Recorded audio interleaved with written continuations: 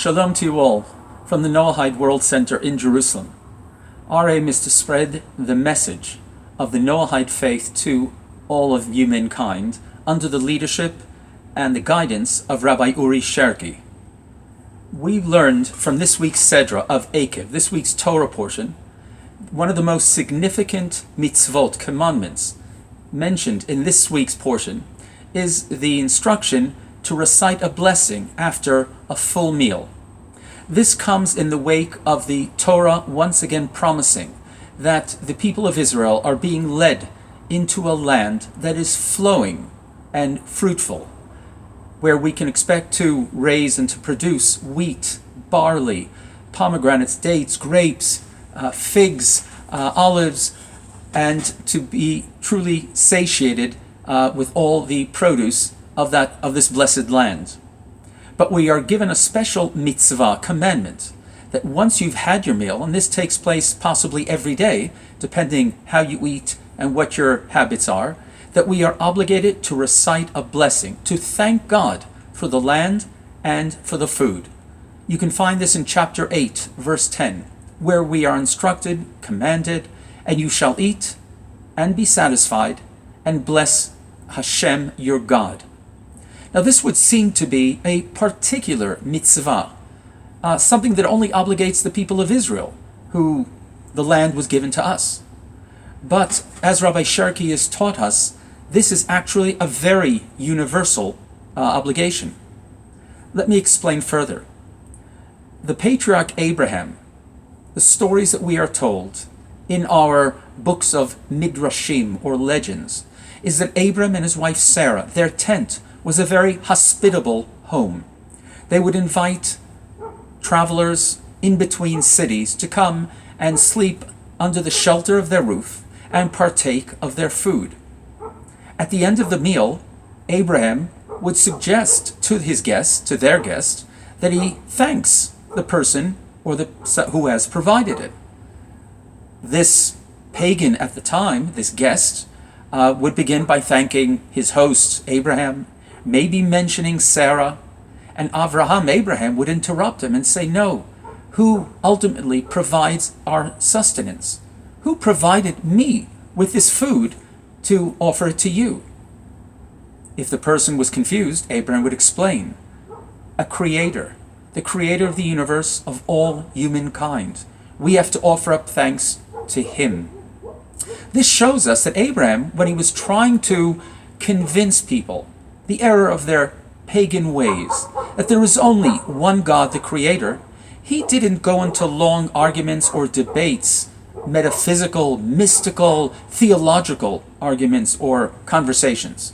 He would create a situation where the guest would feel, I've just provided for a need of mine, a basic human need, sustenance, and now that should trigger in every human being, I have to be a receiver.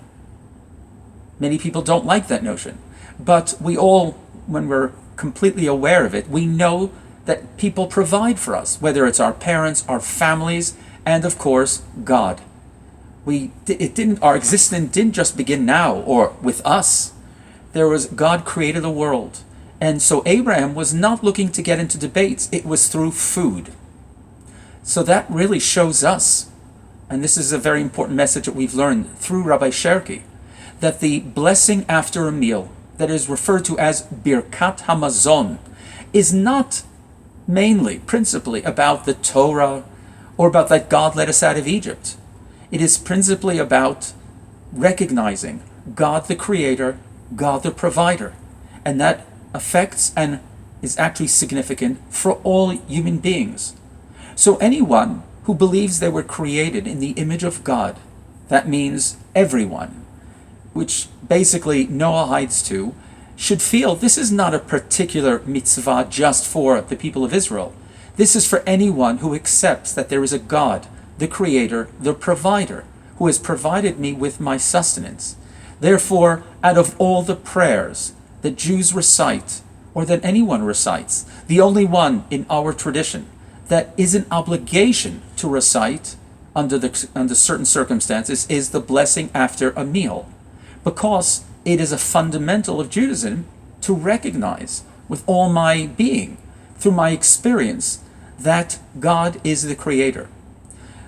In our book, in our prayer book, the prayer book for Noahides, the Brit Shalom, you can find a version that is appropriate for Noahides to recite after their meals. And in that way, every day when they have their meal, all of us, as I do and all observant Jews do, and all believing and practicing Noahides, every day we remind ourselves that we are not only supposed to be givers, but first we are receivers, and ultimately, or initially, we receive from God, and therefore we must thank Him. And it is a way of recognizing God's supervision and God's benevolence to all humans and all creatures. Wishing you a Shabbat Shalom. ברכת המזון, אחת המצוות המשמעותיות ביותר בפרשת עקב, היא נלמדת מזה שעם ישראל נכנס לארץ ישראל, והתורה מבטיחה שזאת ארץ פוריה, מלאה בפירות, חיטה ושעורה וגפן ותאנה ורימון וכו'. ועל כל זה נאמר, ואכלת ושבעת וברכת את השם אלוהיך.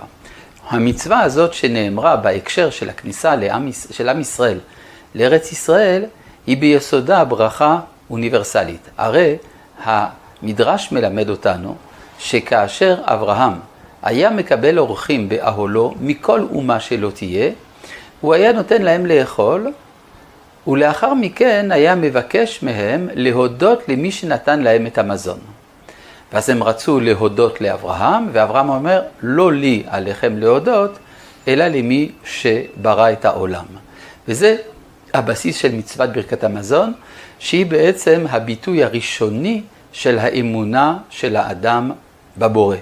הבה נשים לב שאברהם אבינו לא עסק בהוכחות פילוסופיות, מטאפיזיות למציאות הבורא, אלא הוא מכניס את האדם למצב שבו הוא מוכרח באופן קיומי, אקזיסטנציאלי, להכיר בכך שהקיום שלו בא לו מבחוץ. זה מה שקורה כאשר אני אוכל.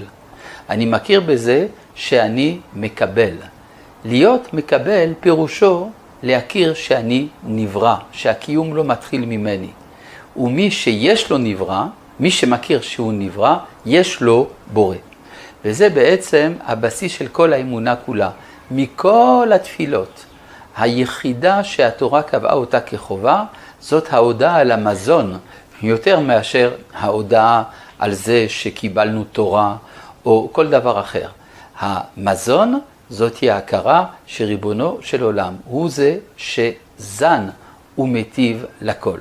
ולכן מצוות ברכת המזון שייכת לכל הנברא בצלם. גם בני נוח מברכים את ברכת המזון אחרי הסביעה, כפי שהסברנו גם בסידור ברית עולם, שבו הכנסנו את נוסח ברכת המזון המתאים לכל אדם באשר הוא בעולם כולו.